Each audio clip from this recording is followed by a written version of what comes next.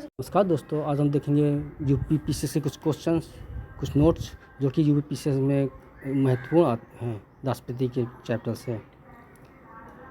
राष्ट्रपति कौन होता है?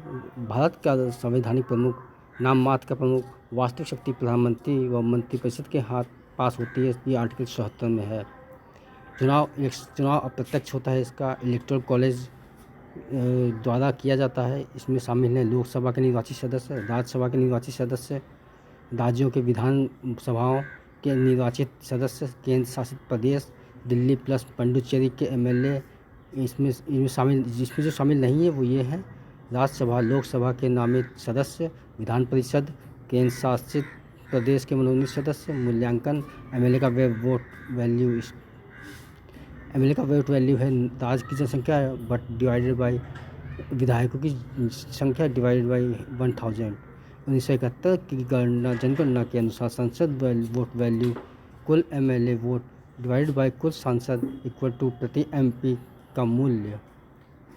दोनों का भार समान रखने के लिए चुनाव की प्रक्रिया single transferable vote, proportional representation और गुप्त मतदान। वोट योग्यता आर्टिकल 58, भारतीय नागरिक, न्यूनतम आयु 35 वर्ष, लोकसभा सदस्य बनने की योग्यता हो, कोई लाभ का पद न हो, पद की अवधि 5 वर्ष, पुनः चुना जा सकता है, त्यागपत्र उपराष्ट्रपति को दे सकता है, पद को हटाने के लिए महाभियोग इम्पीचमेंट, राष्ट्रपति का महाभियोग इम्पीचमेंट अनुच्छेद 61 में है। केवल संसद ही कर सकती है।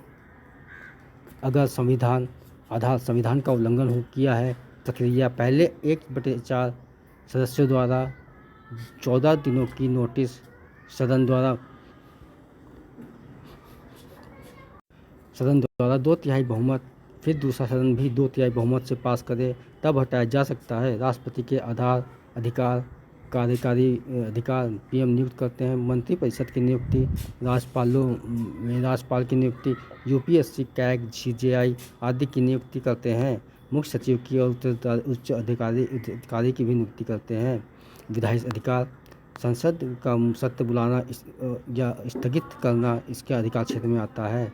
लोकसभा को भंग करना, 12 सदस्य राज्यसभा में नामित अध्यादेश जारी करना, आर्टिकल 123।